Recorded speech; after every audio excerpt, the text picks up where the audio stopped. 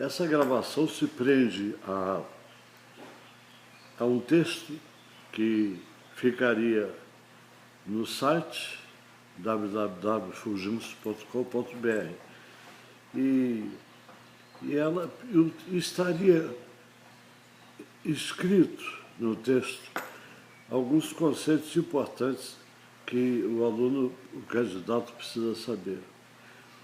Aí eu preferi fazer a gravação porque me pareceu que seria mais importante. O problema é que todo o processo de ensino que eu, de uma certa forma, criei ao longo desses quase meio século, com sucesso, se baseia no raciocínio, ou seja, o aluno precisa interpretar bem o que ele está estudando, ele precisa entender bem. E essa coisa se baseou na minha experiência pessoal.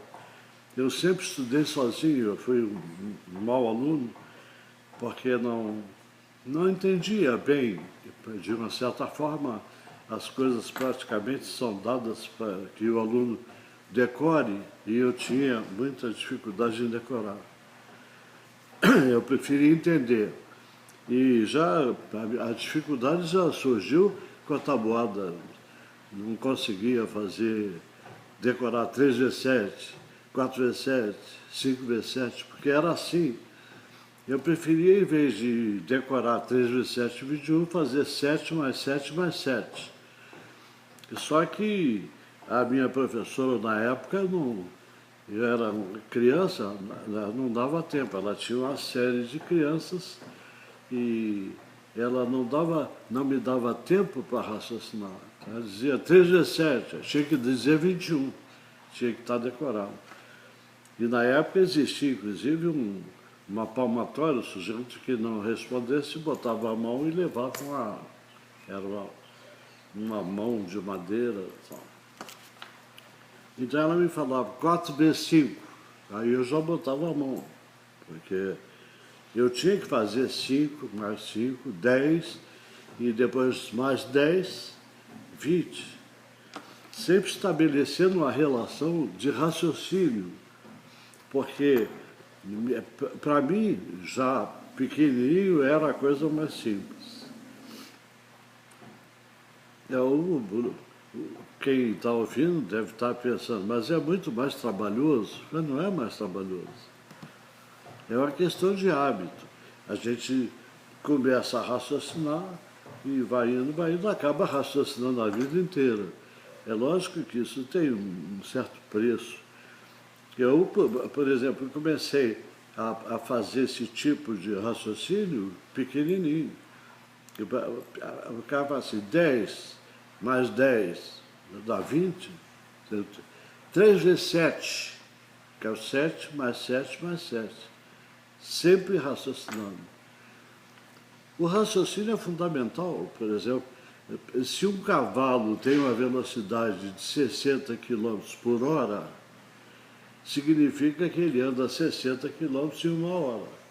Mas se perguntar para uma pessoa, tá, quanto é que ele anda em meia hora? Você não vai usar fórmula. Se ele anda 60 km em 1 hora, se a velocidade é 60 km por hora, e o sujeito sabe o que é velocidade, então ele sabe que esse cavalo em meia hora anda 30. Aí se perguntar, está aí em 2 horas, 120, não precisa pegar distância igual a velocidade nesse tempo, isso é um desperdício. É um registro, é um decoreba, é uma coisa horrorosa. A física está praticamente toda ela assim, nos colégios, porque todo mundo decora tudo. O que importa é saber por quê, qual é a razão. Então, por exemplo, se o sujeito tem um automóvel, está com movimento acelerado, a velocidade dele está aumentando. O sujeito pode imaginar, porque ele anda de carro, pode imaginar, está aumentando. Então a velocidade era 60. aí passa para 70, aí passa para 80. E isso em física vai se chamar acelerado, porque a velocidade vai aumentando, aí vai ter uma classificação quando aumenta de quantidades iguais. Então é fundamental a pessoa imaginar, até porque ele não só entende, como ele vai gravar. Então não vai dar branco na hora de fazer uma prova no colégio, uma prova vestibular, não vai dar branco. O branco só dá como o cara não sabe. Se ele conseguir, o que pode prejudicar um aluno é a perturbação emocional.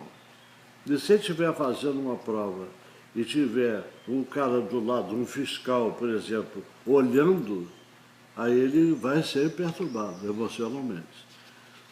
E no colégio, se ele está fazendo a prova e o professor tem um probleminha com ele, ou ele com o professor, não vem ao caso, ele olha para o professor está olhando ele, aí ele se perturba, porque ele vai pensar, o que esse cara está me olhando? O cara está a fim de me ralar.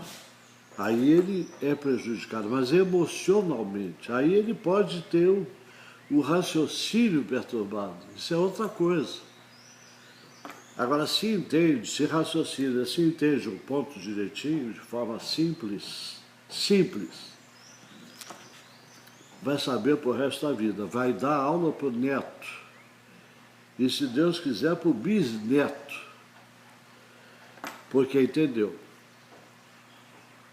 Todos os meus livros foram escritos baseados nisso. Eu já tenho 34 livros escritos. E todos eles, livro não dá dinheiro. Senão talvez eu nem estivesse fazendo essa gravação. Se fosse milionário, talvez não estivesse. Eu gosto muito disso. Mas o livro, a gente paga o livro e depois vende o resto da vida. Paga em 60 dias e vende em 20 anos. Mas eu tenho muitos livros, e todos eles se baseiam na interpretação. O Física Sem Mistério, por exemplo, que é um livro que está no site, vocês podem adquirir a hora que quiserem. É um livro colorido, com todos os fenômenos físicos, conversados entre pai e filho, uma conversa caseira, como aqui, eu estou na minha casa agora. Física Sem Mistério, toda a física conversada, seria uma espécie de física sem mestre, física ao seu alcance, é uma conversa de pai e filho. E os outros de matemática, todos eles, fundamental, o livro começa, na quinta linha já tem exercício resolvido. Qualquer livro tem 3 páginas explicando, o cara não entende nada. Porque o cara, para escrever 3 páginas de matemática, ele tem que rebuscar. E onde rebuscou, o aluno se perturbou. Eu estou falando bem do meu livro. Se eu não falar, quem vai falar? Não é? Bem que meus alunos, graças a Deus, sempre se deram bem. Queria fazer uma observação a respeito do registro. O registro, se a gente entende bem, já está registrado. Mas tem gente que utiliza processos que são individuais. Como gravar? Como é que eu vou gravar? A fórmula, tem gente que faz frases. Eu me lembro do seno de A mais B, seno A com seno B e tal, os caras diziam, seno de A mais B, minha terra tem palmeiras onde canto sabiá, seno A com seno B, mais seno B com seno A. Isso é uma barbaridade. É decorar um verso, para decorar uma fórmula que ele pode facilmente deduzir. A trigonometria é toda ela dentro de um círculo trigonométrico, numa página. No meu livro Memórias, Revisão Mágica, está em uma página. Eu sei. Tem livro que tem 100 páginas a respeito, só sobre o círculo trigonométrico. Então o cara vai ser mestre em ciclo trigonométrico. Por quê? Porque está cheio de fórmulas, deduções matemáticas que desanimam, desestimulam. O sujeito diz assim, pô, eu quero ser advogado, o que eu quero com isso? Ele acaba tendo razão. Não tem razão num aspecto. A matemática é fundamental porque o cara se habitua a raciocinar e vai ter que raciocinar sendo advogado, e sendo médico, e sendo dentista, e sendo qualquer profissão dessas que nós conhecemos. O senhor precisa raciocinar. Quando, por exemplo, um carro foi freado, poxa, se ele foi freado, ele estava indo para lá, para ser freado. Porque o cara está raciocinando e já está gravando. Então, quando ele é freado, surge uma força contra. Essa força contra é criada pelo freio, que vai fazer a velocidade diminuir, vai imprimir, em termos físicos, uma aceleração com sentido contrário. Mas já existe, no movimento natural de um carro, uma força contrária, que é a força do atrito, dos pneus com asfalto, ou a força de resistência do ar, porque nós temos ar, na Lua não tem ar, queda livre só na Lua. Então se imagina, por exemplo, a força centrípeta, que é para dentro, o carro está fazendo uma curva. Ele faz a curva porque tem uma força para dentro, senão ele não faria a curva. Essa força é a força de atrito dos pneus com a estrada.